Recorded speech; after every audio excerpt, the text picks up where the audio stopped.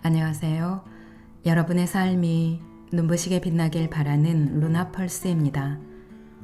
오늘 소개해 드릴 책은 헤르만 헤세의 산문집 헤세가 사랑한 순간들입니다. 이 책은 2015년에 의류문화사에서 출간한 책이고요. 소설가이자 번역가인 배수아님이 정성스럽게 옮긴 책입니다. 헤르만 헤세의 소설이 아닌 헤세의 산문을 선별해 놓았기 때문에 인간 헤세를 만나는 시간일 겁니다. 헤세의 산문 중에서 헤세적인 특성을 갖춘 작품들, 헤세의 독자적이고 고집스러운 정신세계를 잘 나타내는 내용을 담은 글들, 그를 이해하는 데 도움을 주는 글들, 작품 뒤 드러나지 않았던 헤세를 알 수 있는 글들을 선별해서 번역한 헤세 산문집입니다. 국내에 소개되지 않은 헤세의 글이 다수 포함되어 있습니다. 헤세가 본 삶, 사람, 그리고 그가 스쳐 지나간 곳을 따라가다 보면 노벨 문학상을 받은 헤세의 모습이 아닌 친근한 헤세가 보이실 겁니다. 책의 구성은 1. 헤세의 방랑 2. 헤세 그리고 사랑 3. 헤세가 본 사람들 4. 헤세의 생각으로 이루어져 있습니다. 이 중에서 3가지 이야기를 골라서 소개해 드리겠습니다. 이 책을 들으시면서 여러분들이 사랑한 순간들은 무엇이었는지 생각해 보는 것도 좋을 것 같습니다. 오늘도 책과 함께 편안하고 따스한 시간 되시기 바랍니다.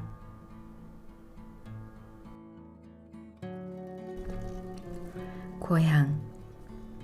브레멘과 나폴리, 빈과 싱가포르 등지를 여행하면서 나는 해변의 도시와 높은 산 위에 자리 잡은 도시를 비롯하여 수많은 아름다운 도시들을 보았다.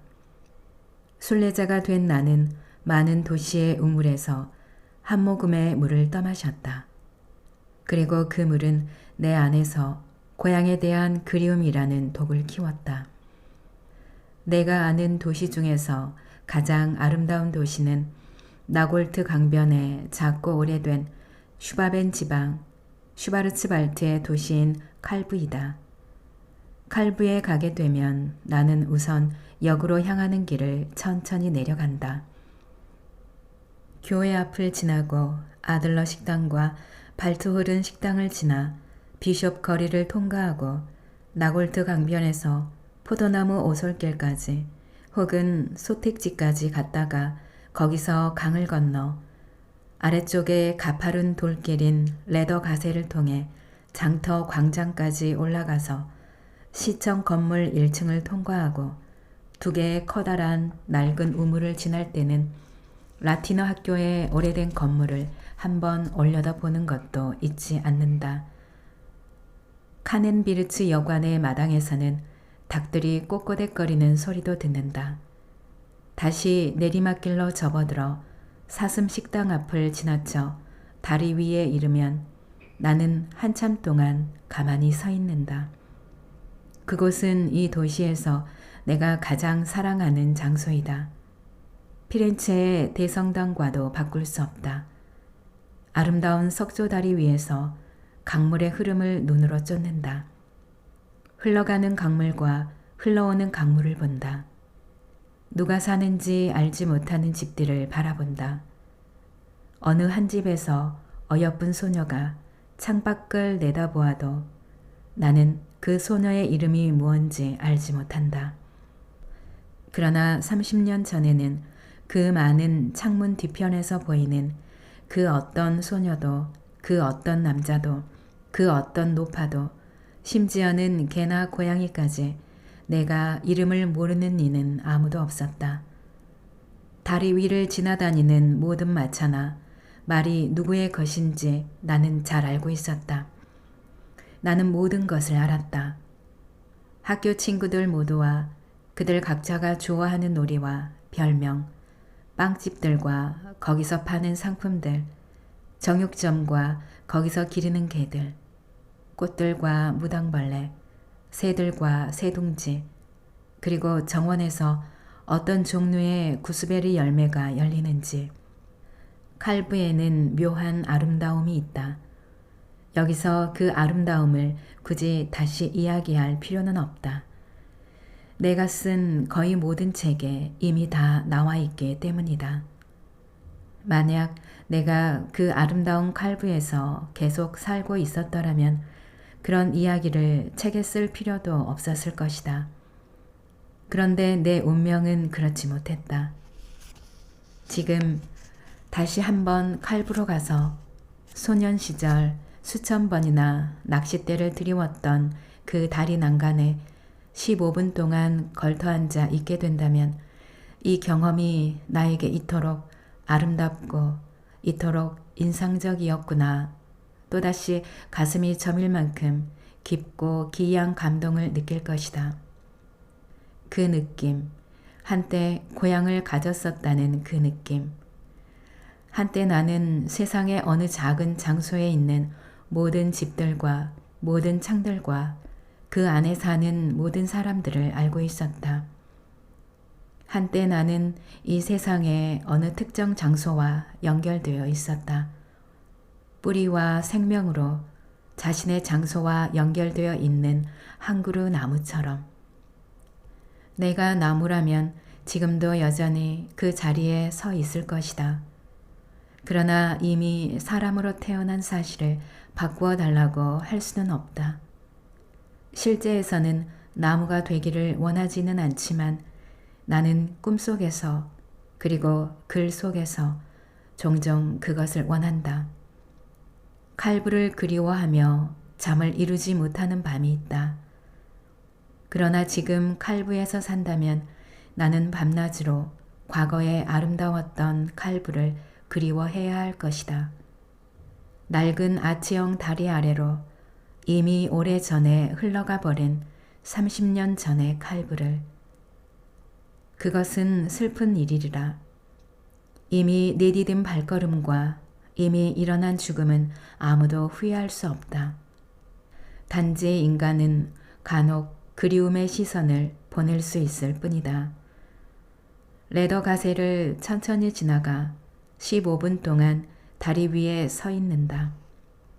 비록 그것이 꿈속에서일지라도, 그리고 비록 자주 꾸지는 못하는 꿈이라 해도.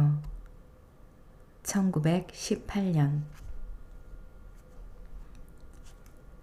이 햇새 그리고 사랑 중에서 얼음 위에서. 그 시절 세계는 지금과 다르게 보였다. 내 나이는 12살 반이었고 내 세계는 소년다운 희열과 도치로 가득하여 매일이 풍요롭고도 다채로웠다. 그러나 미약하지만 그만큼 더 감미로운 사춘기가 멀리서 푸르게 서서히 다가오면서 내 놀란 영혼 속으로 최초의 어슴푸레한 빛을 수줍고도 음란하게 비추기 시작하는 때이기도 했다. 길고도 혹독한 겨울이었다. 내 고향 아름다운 슈바르츠발치의 강물은 몇 주일이고 꽁꽁 얼어붙어 있었다. 처음으로 살을 내는 추위가 닥쳤을 어느 날 아침, 강 위로 발을 디디던 순간에 오싹하면서도 황홀하던 기이한 느낌을 나는 영영 잊지 못한다. 강은 깊었는데 얼음은 참으로 투명하여 마치 엷은 유리판을 통해 보는 것처럼 초록색 물속이 완전히 들여다 보이는 것이었다. 돌이 깔린 모래바닥, 환상적으로 얽혀있는 긴 수초들, 그리고 간간히 지나가는 물고기들의 검은 등까지도. 반나절 동안이나 나는 친구들과 어울려 얼음 위에서 놀았다. 뺨은 빨갛게 얼어서 트고 손은 새파래졌지만 스케이트의 강하고 리드미컬한 움직임에 심장도 덩달아 힘차게 부풀었다. 소년 시절에만 가능한 신비로운 무아지경의 탐닉이었다. 우리는 달리기 경주를 벌였고 멀리뛰기와 높이뛰기, 술래잡기를 하느라 시간 가는 줄 몰랐다. 우리 중에는 옛날식으로 뼈 스케이트 날을 겨울 장화 밑창에 끈으로 둘둘 묶은 아이들도 있었지만 그들도 빠르기에서는 특별히 뒤지지 않았다. 하지만 공장장 아들인 한 아이가 할리팍스 스케이트를 신었는데 그것은 별도의 끈 없이 날이 신발에 고정되어 있었고 신발 벗는 것이 순식간이었다. 소년 시절 할리팍스라는 이름은 매년 크리스마스 때마다 내가 받고 싶은 선물 목록에서 빠지지 않았으나 끝내 이루어지지 못한 소원으로 남았다. 그로부터 12년이 지난 어느 날 성능 좋은 스케이트를 사기 위해 상점으로 간 나는 점원에게 할리팍스를 달라고 했으나 점원은 웃으면서 할리팍스는 구닥다리가 된 지 오래라서 더 이상 좋은 물건이라고 할 수 없다고 말했다. 그 순간 내 안에서 어린 시절의 무지갯빛 소망 한 조각이 고통스럽게 산산조각 나버렸다. 나는 혼자서 스케이트 지치는 것을 가장 좋아했고 종종 해가 질 때까지 얼음 위에서 머물곤 했다. 주로 전속력으로 쌩쌩 달리다가 임의의 지점까지 갑자기 멈추거나 마치 비행기인 듯 두 팔을 벌리고 우아하게 균형을 잡으면서 빙그르르 회전하는 것을 즐겼다. 내 또래의 사내 아이들 대부분은 얼음 위에서 여자 아이들을 따라다니고 집적대는 일이 흔했다. 하지만 아직 내 눈에는 여자 아이들이 들어오지 않았다. 다른 소년들은 여자 아이들을 수줍게 바라보면서 빙빙 돌다가 기사라도 되는 양 나서서 뭔가를 도와주거나 때로는 대담하게도 재빨리 소녀들과 짝을 이루어 스케이트를 타기도 했지만 나는 혼자서 미끄러지며 자유롭게 질주하는 편이 훨씬 더 좋았다. 계집의 꽁무니를 쫓아다니는 소년들은 나에겐 그냥 경멸과 동정의 대상에 불과했다. 많은 친구들이 고백했듯이 소녀들을 향한 그들의 친절이 사실은 수상쩍은 속셈에 기반하고 있다고 믿었기 때문이다. 그러다 겨울이 거의 끝나갈 무렵에 어느 날 새로운 소문이 들려왔다. 노드 카퍼가 스케이트를 벗는 틈을 이용해 엠마 마이어에게 몇 번이나 입을 맞추었다고 했다. 그 소식을 듣자마자 나는 순식간에 온몸의 피가 한꺼번에 얼굴로 몰려드는 것을 느꼈다. 입을 맞추다니. 그것은 지금까지 여자 꼬시기 명수라는 소년들 사이에서도 드높이 칭송되던 성과인 맥빠진 대화나 몇 마디 나누고 머뭇거리면서 손이나 잡는 것 따위와는 달라도 너무 달랐다. 입을 맞추다니. 그것은 부끄러움 속에서 남몰래 상상하던 폐쇄 구역의 낯선 언어였고 금지된 과실의 달콤한 향기가 흘러넘쳤으며 뭔가 비밀스럽고도 시적인 이름 붙일 수 없는 세계에 속한 것이었다.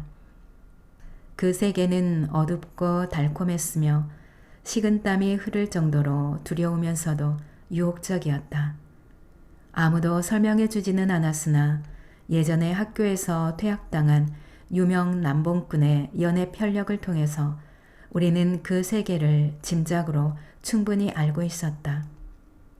노드 카퍼는 14살로 어쩌다가 우리 학교로 흘러 들어오게 된 북쪽 함부르크 출신의 학생이었다. 나는 그를 매우 숭배했다. 학교 밖으로까지 널리 알려진 그의 명성에 가슴이 두근거려 밤에 잠을 이루지 못할 정도였다. 그리고 엠마 마이어로 말하자면 게르베르 자우에서 최고로 예쁜 소녀라는데 아무도 의의를 다할 사람이 없었다. 나와 동갑인 그녀는 금발에 행동이 날렵했으며 콧대가 아주 높았다. 그날부터 내 마음속에는 불안스러운 걱정과 계획이 동시에 자라기 시작했다. 여자아이에게 입맞추기. 이것은 지금까지 내가 가졌던 모든 소망과 꿈을 능가하는 이상적인 가치였다. 그 자체로도 당연히 그렇지만 교칙으로도 분명 금지된 행동이기 때문이다. 그 일을 성사시키기 위해서는 스케이트를 타면서 여자에게 점잖게 친절을 베풀어야만 좋은 기회를 얻는다는 것을 나는 금방 깨달았다. 나는 일단 내 외모를 능력이 닿는 한도 내에서 귀부인을 접대하기에 알맞은 수준으로 만들려고 했다. 시간과 공을 들여 머리를 빗고 옷차림새를 꼼꼼하게 살피며 더러운 구석이 있나 점검하고 품행이 단정해 보이게 털모자를 이마에 반쯤 내려오도록 썼다. 그리고 누나에게 사정사정하여 붉은 비단 손수건도 빌렸다. 얼음판 위에서 내가 후보자들로 고려한 소녀와 마주치면 의젓하게 인사를 건넸는데 나의 이런 갑작스러운 친절에 소녀들이 놀라기는 했지만 그래도 싫지는 않은 기색인 것도 눈치챌 수 있었다.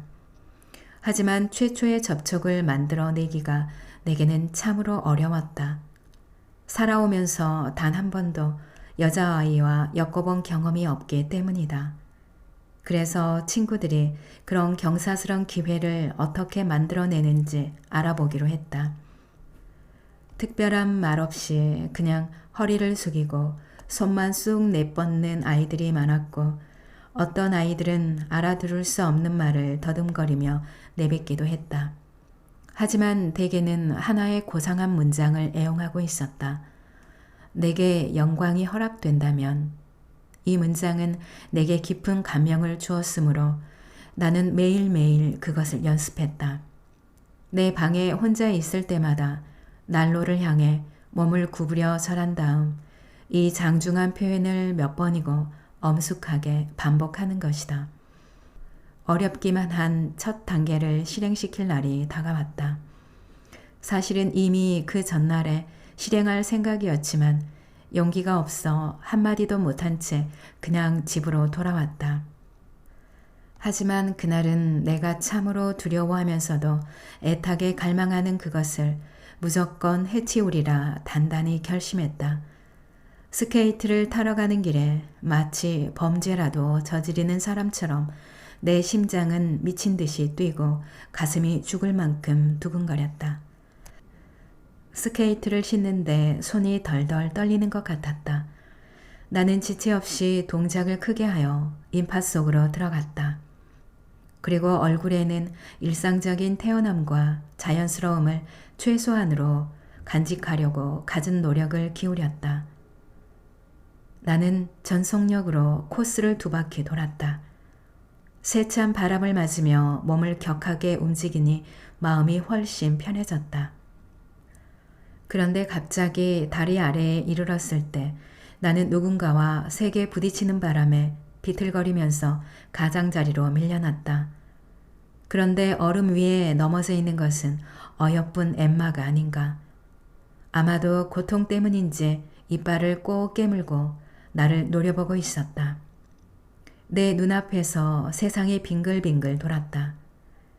얼른 날 좀 일으켜 세워줘. 엠마는 여자친구들을 향해서 말했다. 나는 얼굴 전체가 홍당무가 된 채 모자를 벗어들고는 그녀 옆에 무릎을 꿇고 앉아 그녀를 일으켜 세워주었다. 우리는 서로 놀라고 당황한 상태로 마주보고 서서 두 사람 다 아무 말도 꺼내지 못했다. 털모자로 감싼 예쁜 여자아이의 얼굴과 머리카락을 이처럼 가까이서 보니 완전히 얼이 빠져버린 나는 미안하다는 사과의 말조차 하지 못하고 바보처럼 손에 모자를 쥐고 있을 뿐이었다. 그런데 여전히 내 눈앞은 안개가 서린 듯 뿌옇기만 한데 갑자기 내 허리가 깊이 숙여지더니 입에서는 자동적으로 그 말이 튀어나오는 것이 아닌가. 내게 영광이 허락된다면. 그녀는 아무런 대꾸가 없었다. 하지만 곱디 거운 손으로 내 손을 마주 잡았는데 나는 장갑을 투과하여 전달되는 그 손의 온기를 느낄 수 있었다. 그렇게 우리는 함께 스케이트를 탔다. 나는 황홀한 꿈을 꾸는 것만 같았다. 행복과 부끄러움, 촉촉함과 쾌락, 그리고 당황함으로 인해 숨이 멎는 듯했다. 우리는 거의 15분가량 함께 손을 잡고 스케이트를 탔다. 그런 다음 스케이트를 잠시 멈추고 쉬는 장소에서 그녀는 작은 손을 살짝 빼내더니 고마워 하고 말했다. 그리고 너무 늦게 벗어든 털모자를 손에 쥐고 서 있는 나를 뒤에 남겨두고 혼자서 스케이트를 지치면서 떠났다. 그제서야 나는 스케이트를 타는 내내 그녀가 한마디도 입을 열지 않았던 것이 생각났다. 얼마 뒤 곧 얼음이 녹았고 나는 계획했던 바를 더 이상 실행에 옮길 수가 없었다. 그 일은 내 일생 첫 번째로 경험한 여자와의 모험이었다. 하지만 내가 궁극적으로 꿈꾸었던 목표, 소녀의 붉은 입술 위에 내 입술이 마침내 가 닿을 수 있었던 것은 그로부터 몇 년이나 지난 다음의 일이었다. 1909년 3. 햇새가 본 사람들 중에서 안과에서 수주일 전부터 저녁 시간에 자유롭게 즐기던 독서를 모두 포기해야 하는 처지에 놓였다. 오래된 인쇄물과 글자를 들여다보느라 눈이 무척 나빠졌기 때문에 빛이 환한 낮에 아주 급한 일 정도만 처리하는 것이 고작이었다. 그런데 모든 수단을 동원해도 시력이 나아지지 않아서 마침내는 안과에 가봐야겠다고 결심하게 되었다. 월요일 아침이었다. 다시 눈이 아팠다. 안과까지는 먼지 풀풀 날리는 길을 한참이나 가야 했다. 안과 대기실은 환자들로 초만원이었고 몹시 더웠다. 지친 데다가 기분도 언짢은 나는 이미 사람들이 가득 앉아있는 대기실 의자 한 구석에 억지로 비집고 앉았다. 그러고는 최대한의 인내심을 발휘하여 과연 얼마나 더 기다려야 할지 마음속으로 계산하고 있었다. 대기실에서 말없이 진료를 기다리고 있는 다른 사람들의 얼굴을 짧고 피상적으로 쓱 쳐다본 후 시선을 돌리고 말았다.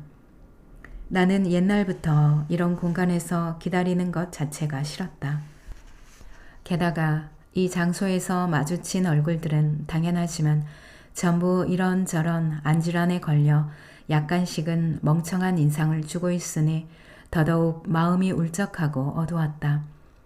잔뜩 몰려있는 사람들 중에서 내 시선을 끈 얼굴은 단 둘뿐이었다. 한 명은 이탈리아인이었는데 아마도 누군가와 싸움질을 하다가 다친 것이 분명한 왼쪽 눈을 희한하게 번쩍거리며 화려한 천으로 감싸고 있었다.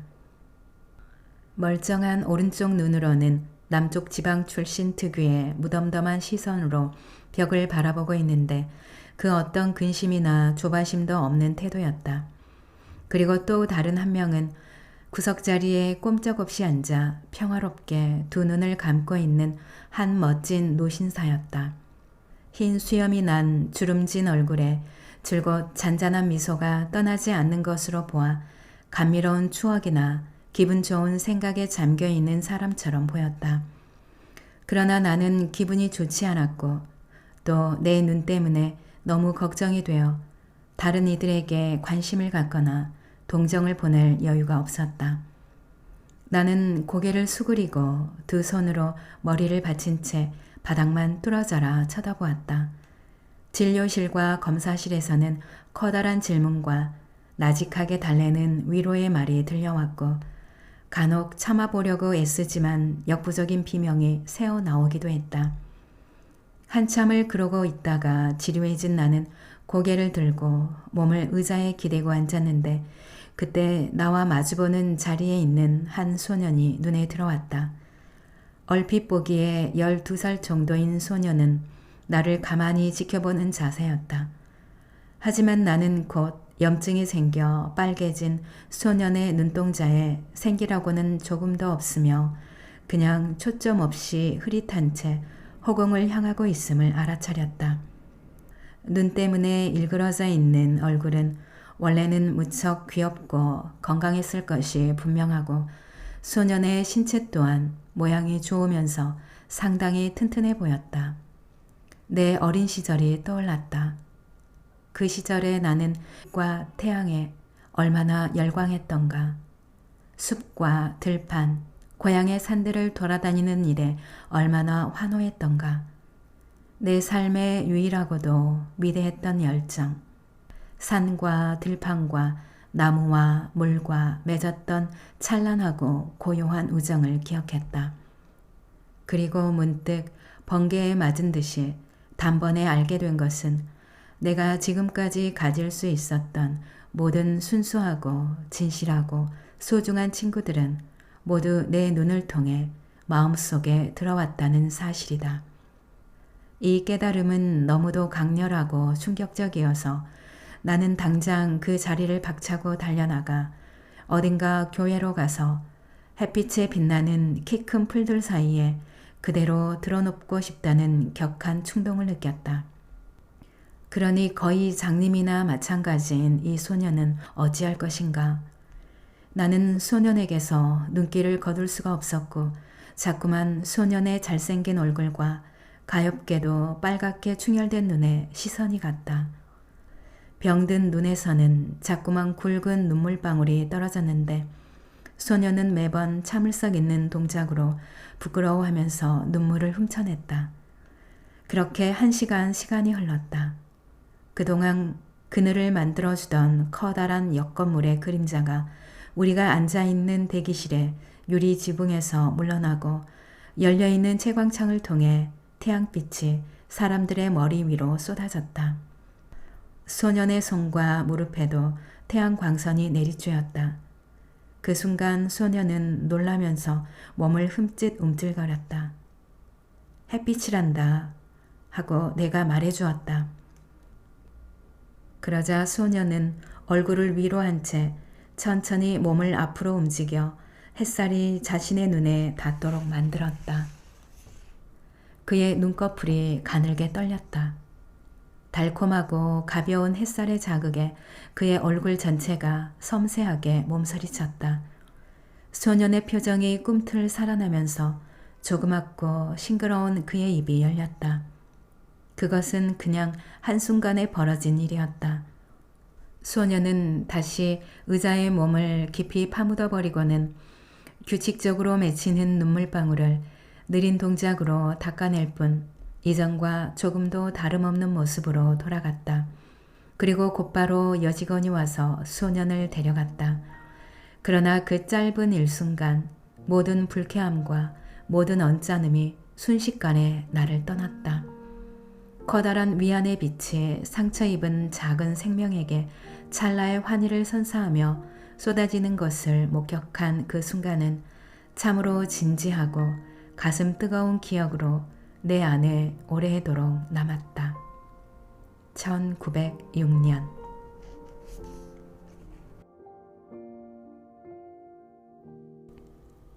오늘 영상은 여기까지입니다. 여러분의 구독과 좋아요, 알림 설정은 저에게 큰 힘이 되는 거 아시죠? 오늘도 끝까지 들어주셔서 감사합니다.